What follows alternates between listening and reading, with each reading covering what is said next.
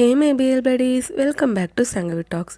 இன்றைக்கி நம்ம சேனலில் இந்த காப்ளின் பிஎல் ட்ராமாவோட நெக்ஸ்ட் எபிசோட் வாய்ஸோடு தான் பார்க்க போகிறோம்.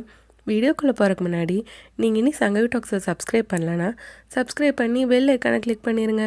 கூடவே இந்த வீடியோக்கு லைக் பண்ணிவிட்டு ஹைப்பும் பண்ணிடுங்க. அப்போ தான் இந்த வீடியோ நிறைய பேருக்கு போய் ரெக்கமெண்ட் ஆகும். இந்த எபிசோட் ரொம்பவே சூப்பராக இருந்துச்சு. அதுவும் எண்டிங் ரொம்பவே இன்ட்ரெஸ்டிங்காக இருந்துச்சு இந்த எபிசோடில். இந்த எபிசோடோட ஸ்டார்டிங்கில் 1200 வருஷத்துக்கு ஒருக்க வர எக்லிப்ஸ் இப்போ நடக்க போகுதுன்னு வாய்ஸ் ஓவரில் சொல்லிகிட்டு இருக்காங்க. அப்படியே சைட் பை சைடு ஜிக்வியையும் கில்டாலையும் காட்டுறாங்க. அந்த வாய்ஸ் ஓவரில் இந்த டைமில் யாராவது கரேஜ் வர வச்சுட்டு அவங்க லவர்கிட்ட அவங்க ஃபீலிங்ஸை எக்ஸ்ப்ரெஸ் பண்ணுவாங்களாங்க மாதிரி சொல்ல, இங்கே அப்படியே கில்டாலோட ஃபீலிங்ஸை காட்டுறாங்க. அவன் ஜிக்விக்காக எதிர்பார்த்து காத்துட்ருக்க மாதிரி. இப்போ ஜிக்வி வந்து அவன் வேலை செய்கிற இடத்துலேருந்து கிளம்புறான். அப்போ யாரோ ஜிக்வியை மறைஞ்சு நின்று பார்க்குறாங்க. பட் அவங்கள பார்க்குறக்கு கில்டாலாட்ட தெரியல.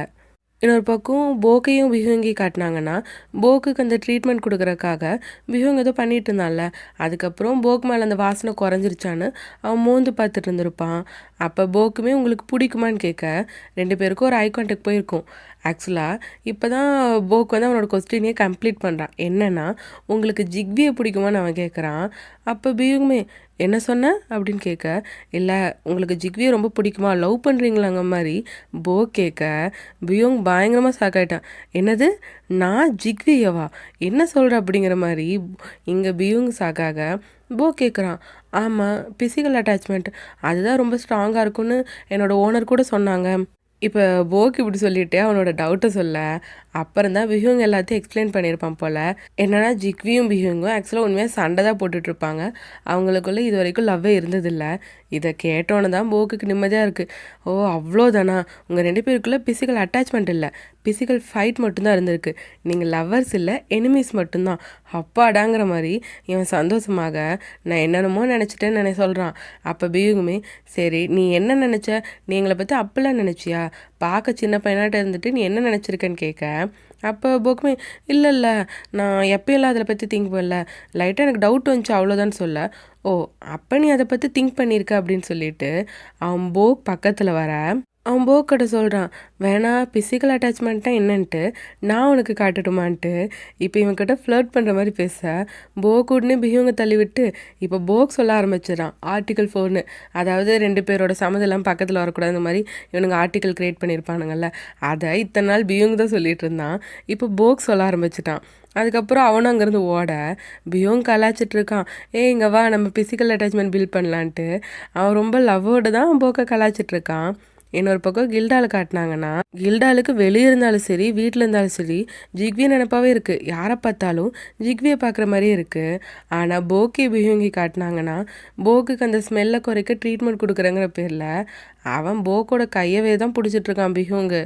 இனி எவ்வளோ நாள் தான் இந்த மாதிரி பண்ணுறது, எனக்கு இனி 3 டேஸில் ஆடிஷன் வேறு இருக்குன்னு சொல்ல, அப்போ பிஹுங்கும் எக்ஸ்பிளைன் பண்ணிகிட்டு இருக்கான், இப்போ சீக்கிரமாக இதெல்லாம் முடிஞ்சிருங்கிற மாதிரி. அப்போ போக் வந்து இன்னும் 1 வீக்கில் நான் எப்படி இருந்தாலும் கிளம்பிடுவேன்லங்கிறான். ஏன்னா இந்த ஸ்டார்டிங்லேயே பிஹுங் வந்து சொல்லியிருப்பான்ல, உனக்கு இந்த டேட் வரைக்கும் தான் டைம், அதுக்கப்புறம் இருக்கக்கூடாதுன்னு. அந்த டேட் வரப்போகுது போல். அதனால தான் போக் இப்படி சொல்ல பிஹுங் சேட் ஆகிட்டான். ஆனால் நீ எப்படி வெளியே போவ, உங்கள்கிட்ட தான் காசு கம்மியாக தான் இருக்குது, உன் கண்ணு முன்னாடி இவ்வளோ கஷ்டம் இருக்குது, இதை வச்சுட்டு நீ சியோலெலாம் போய் தங்கவே முடியாதுன்னு. ஆக்சுவலாக பிஹுங்கை பொறுத்த வரைக்கும் போக் இந்த வீட்டிலே இருக்கணும், அதனால் அவன் அப்படி சொல்கிறான். பட் அது வெளியே காட்டிக்காத மாதிரி சொல்கிறான். பட் போக் என்ன சொல்கிறான்னா, அதெல்லாம் உங்களை விட எனக்கு நல்லாவே தெரியும், நான் இப்போ ஒர்க் பண்ணிகிட்ருக்கேன்ல, அவங்கக்கிட்ட நான் அங்கேயே தங்கி வேலை பார்க்குற மாதிரி சேர்த்துருக்கேன், ஸோ எனக்கு கொஞ்சம் அமௌண்ட் ரெடி ஆயிருங்கிற மாதிரி இவன் சொல்ல, அப்போ பியோங் சொல்கிறான், பட் நீ ஆக்டர் ஆகணும் தானே ஆசைப்பட்டேன், இப்போ என்ன வேலை பார்க்க போகிறேங்கிறன்னு சொல்ல, போக் வந்து அதுக்கு ஒரு ஐடியா இருக்குது, இப்போ நான் ஒரு ஆடிஷன் அட்டன் பண்ண போகிறேன்ல, ஒருவேளை எனக்கு நடிக்கிற சான்ஸ் கிடச்சிருச்சுன்னா முன்னாடியே டெபாசிட் வாங்கி இப்போ நான் அதுக்கேற்ற மாதிரி ஏற்பாடெலாம் பண்ணிப்பேன்னு சொல்ல, அப்போவும் பிஹுங் வந்து போக்கை போவிடக்கூடாதுன்னு தான் பார்க்குறான். ஒருவேளை நீ ஃபெயில் ஆகிட்டினான்னு கேட்குறான். அதுக்கு போக்குமே வாயை கழுவுங்க, என்ன இப்படிலாம் பேசுகிறீங்க மாதிரி சொல்கிறான். ஏன்னா இவனுக்கு எப்படியாச்சும் இந்த சான்ஸ் கிடச்சிடணும் போல தான் இருக்குது. அப்போ தான் போக் வந்து இந்த வீட்டில் அவன் சும்மா தானே தங்குறான், அது அவனுக்கு சங்கடமாக இருக்குது போல். அவன் கொஞ்சம் சேவ் பண்ணி வச்சுருப்பான் காசு, அந்த காசு வந்து இப்போ பிஹுங் கிட்ட கொடுக்குறான், நான் இங்கே தங்குறதுக்கு ரெண்ட்டாக வச்சுக்கோங்கன்ட்டு. பட் பிஹுங்கும் சேடாக அங்கேருந்து எந்திரிச்சு போயிடுறான். அதுக்கப்புறம் பார்த்தா இவன் தனியாக தான் உட்காந்து சாப்பிட்டுட்டு இருக்கான். பிஹுங் வீட்டுக்கே வரல. அப்போ போக்குமே பிஹுங்க்கு என்னாச்சுங்க மாதிரி யோசிச்சுட்டு இருக்கான். ஆனால் பிஹுங்கும் வீட்டுக்கு வெளியே தான் நின்று ரொம்ப யோசிச்சுட்டு இருக்கான். அப்போ கூட நைட் ஆயிடுச்சு. ஸோ இவன் ஜன்னல் பார்க்குறான், அங்கே லைட் எரிஞ்சிட்ருக்கு. ஏன் போக் இன்னி தூங்கலாங்கிற மாதிரி யோசிச்சுட்டு இருக்கா. போக் எப்படி தூங்குவான், அவன் பிஹியூங் இவ்வளோ நேரம் ஆச்சு இன்னும் வீட்டுக்கு வரலங்கிற மாதிரி அவன் சேடாக உட்காந்துட்டு இருந்திருக்கான். அதுக்கப்புறம் பிஹியூங் வீட்டுக்குள்ளே வந்து பார்க்கும்போது போக் தூங்க போயிட்டான் போல். பட் அவன் போகிறக்கு முன்னாடி நீங்கள் எவ்வளோ பிஸியாக வேணால் இருக்கலாம், பட் பசியோடு இருக்காதீங்க, சீக்கிரம் சாப்பிட்ருங்க, வயிறத்தை காயப்போடாதீங்கிற மாதிரி அவன் நோட்ஸ் எழுதி வச்சுட்டு போயிருக்கான். அந்த சாப்பாடெலாம் மூடி வச்சுட்டு தான் போயிருக்கான். ஸோ இதை பார்த்து பிஹியூங் சிரிச்சுட்டே அவன் போக்கை பார்க்க போகிறான். அவனோட பேக்கில் கூட ஒரு அமலெட் இருக்கும்ல, அதையும் எடுத்துகிட்டு அவன் போக்கோட கையை பிடிச்சி ஏதோ மந்திரமாட்டு சொல்கிறான். ஏன்னா போக்கோட சேஃப்டிக்கு தான் போல். அவன் வெளியே போகும்போது அந்த பேய்ங்க அட்டாக் பண்ணாமல் இருக்கணும்ல, அதுக்கான சேஃப்டிக்கு போல். பட் போக்குக்கு இது எதுவும் தெரில, அவன் நல்லா தூங்கிட்டு இருக்கான். இப்போ அடுத்த நாள் போக் கிளம்பும்போது பார்த்தீங்கன்னா கில்டாலும் கிளம்புறான். அதுவும் ஃபுல்லாக கோட் சூட்லாம் போட்டு நல்லா ஹீரோவாட்ட ரெடியாகி வந்திருக்கான். இப்போ 2 பேரும் பஸ் ஸ்டாண்டில் உட்காந்துட்ருக்க. அப்போ போக்குமே சொல்கிறான், நீங்கள் நல்லா கரிஸ்மெட்டிக்காக இருக்கீங்கன்னு. ஏன்னா இன்றைக்கி ஆக்டிங் ரிஹர்சல் பார்த்துட்டு இருக்கும்போது சொல்லுவாங்கள்ல, அந்த மாதிரி. ஸோ இதுக்கப்புறம் போக் வந்து அவனோட ஆடிஷனுக்கு போயிட்டான். அங்கே அவன் நடித்து காட்டும்போது அவன் லைட்டாக 1-2 டைலாக் தான் சொல்லியிருப்பான் போல்.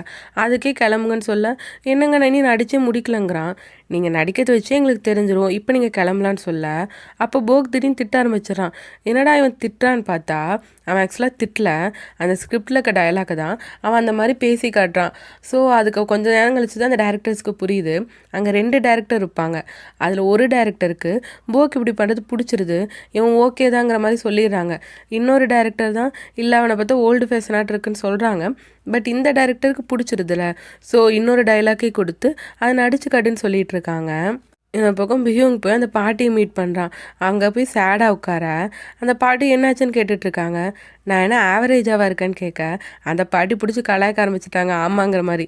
இவன் அப்பயும் சேடாக இருக்க அவங்க சமாளிக்கிறாங்க, இல்லை இல்லை நீ நல்லா தான் இருக்க, உன் ஃபேஸ் அழகாக இருக்குங்கிற மாதிரி. அப்போ பிஹியூங் கேட்குறான், அப்புறம் ஏன் இந்த மனுஷங்களுக்கு என்ன பிடிக்க மாட்டேதுன்ட்டு. அப்போ தான் இந்த பாட்டிக்கு புரியுது, ஓ நீ அந்த மனுஷனை பற்றி தான் பேசிகிட்டு இருக்கியா, நீ அவனோட கண்ட்ரோலுக்கு ஃபுல்லாக வந்துட்ட போலன்ட்டு.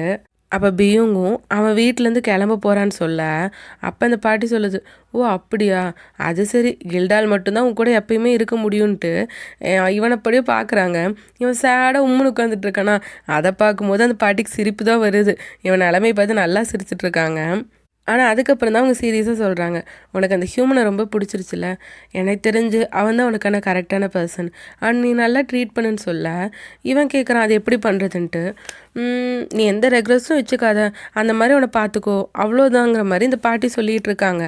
இன்னொரு பக்கம் ஜிக்வியை காட்டினாங்கன்னா அவன் யோசிக்கிறான், என்னடா அது கில்டால் இன்றைக்கி நம்மளை எந்த தொல்லையும் பண்ணாமல் இருக்கான்ட்டு. அப்படியே கில்டால் பண்ண மெசேஜெலாம் எடுத்து பார்த்தா முதல்ல சேட் பண்ணியிருப்பான் போல். இப்போ ரீசெண்டாக அவன் எப்பயும் தொல்லை பண்ணிட்டு இருந்தால அப்போ வந்து கில்டாலுக்குன்னு ஒரு டோன் இருக்குல்ல, அந்த டோனில் ரொமான்டிக்காக இல்லை, அவன் ஒரு மாதிரி நிலா அழகாக இருக்குது அப்படிங்கிற மாதிரி இவன்கிட்ட ஏதோ பேச ட்ரை பண்ணுறான். ஸோ அப்படி சொல்லியிருப்பான், நிலா அழகாக இருக்குன்ட்டு. அப்போ ஜிக்வியுமே இப்போ எதுக்கு என்ன தொல்லை பண்ணுறங்கிற மாதிரி தான் பேசியிருப்பான். ஸோ அதை பார்த்தெல்லாம் தான் ஜிக்வி சிரிச்சிட்ருக்கான். ஏன்னா கில்டாலுக்கு ரொமான்டிக்காக பேச வராது. அவன் லவ் பண்ணுறாங்கிற மாதிரி தெரிஞ்சோன்னா அவன் நிறைய விதத்தில் பேச அப்ரோச் பண்ணுறான். பட் ஜிக்வி வந்து கொஞ்சம் அப்படியே விலகி போகிற மாதிரி ஒரு ஹார்ட் டு கெட் அந்த மாதிரி விளையாடிட்டு இருக்கான். ஸோ இப்படி இவன் இந்த மெசேஜை பார்த்து சிரிச்சிட்டு இருக்கும்போது அங்கே கில்டாலே வந்துடுறான், அது ஒரு ஃப்ளவர் பக்கேவோட. அதுக்கப்புறம் இப்போ ஜிக்வி கேட்குறான், இப்போ எதுக்கு என்ன டிஸ்டர்ப் பண்ண வந்திருக்குன்ட்டு. பட் கில்டாலோ நான் டாக்டரை பார்க்க வந்தேங்கிறான்.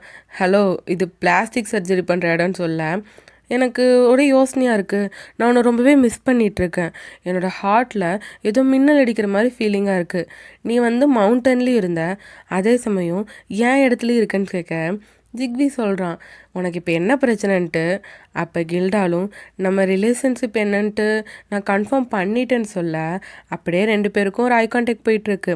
இன்னொரு பக்கம் பாட்டியும் பிஹேங்கி காட்டினாங்கன்னா, நீ ஏன் அந்த சின்ன பையனை விட்டுட்டு இங்கே வந்திருக்க, அவன் தான் கேட் ஆஃப் ஹெல்லை ஓப்பன் பண்ணிட்டான், அவனுக்கு ஆபத்து இருக்குன்னு தெரியும்ல, நீ அவன் கூட இருந்திருக்கலாம்லங்கிற மாதிரி இந்த பாட்டி கேட்க பியூங் சொல்கிறான், அவனுக்கு சேஃப்டிக்குன்னு ஒரு ஏற்பாடு பண்ணி வச்சுட்டேன்ட்டு அந்த அம்லேட் பற்றி தான் சொல்கிறான். பட் என்ன ஆகுதுன்னா, யாரோ ஒருத்தன் கோட் சூட் போட்டிருக்கான், அவன் இப்போ அந்த ஆடிஷன் நடக்கிற இடத்துக்கு வந்து வெளியே போக்கோட பேக் இருக்கும்ல, அதுலேருந்து அந்த அம்லேட்டை எடுக்கிறான். இன்னொரு பக்கம் போக்கை காட்டினாங்கன்னா அவனுக்கு அந்த இப்போ புதுசாக இன்னொரு டைலாக் கொடுத்துருப்பாங்கல்ல, அது வந்து ஹேட் டு லவ் அந்த கான்செப்டில் இருக்கும் போல். அவன் அப்படியே பிஹியூங் போக் அவங்க ரிலேஷன்ஷிப் தான் நினச்சி பார்க்குறான்.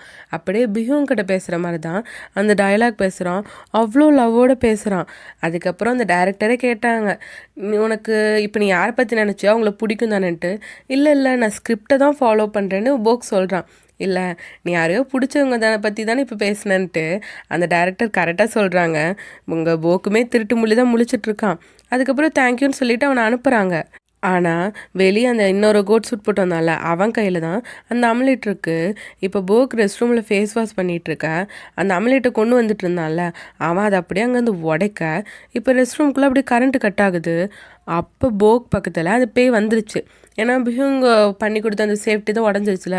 ஸோ பேய் வந்து போக் பக்கத்தில் வந்துருச்சு. இன்னொரு பக்கம் பிஹியூங்கை காட்டினாங்கன்னா அந்த பாட்டி தான் பிஹியூங்க்கு பெருசாக லவ் அட்வைஸ்லாம் பண்ணிகிட்ருக்கு.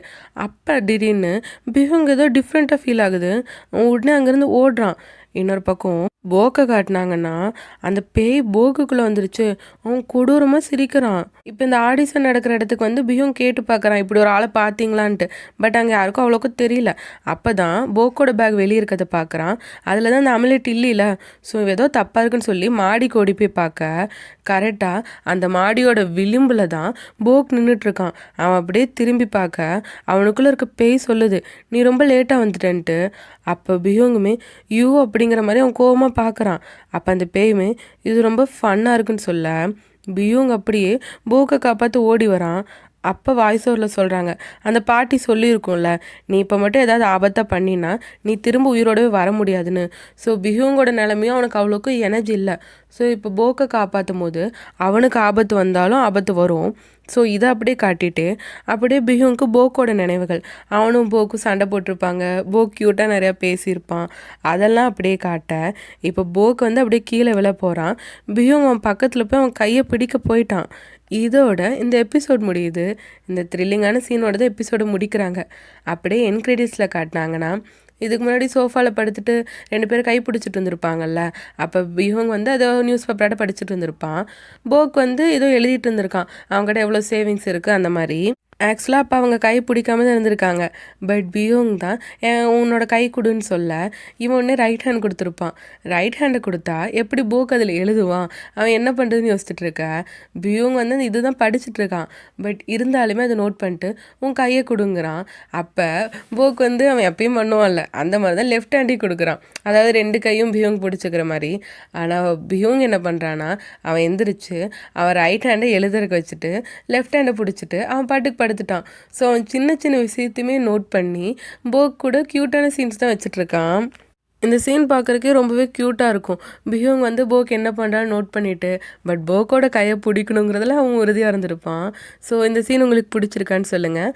நெக்ஸ்ட் எபிசோடுக்கு நீங்கள் அவளாக வெயிட் பண்ணுறீங்களான்னு உங்கள் தாட்ஸை கமெண்ட்ஸில் சொல்லுங்கள். இந்த வீடியோ உங்களுக்கு பிடிச்சிருந்தா லைக் ஷேர் பண்ணி சப்போர்ட் பண்ணுங்கள். இந்த ட்ராமாவில் வர அடுத்தடுத்த இன்ட்ரெஸ்டிங்கான எபிசோட்ஸை மிஸ் பண்ணாமல் பார்க்க சங்கவி டாக்ஸை சப்ஸ்கிரைப் பண்ணி பெல் ஐக்கானை கிளிக் பண்ணிடுங்க. மீண்டும் அடுத்த வீடியோவில் சந்திப்போம். பாய். ஹேமே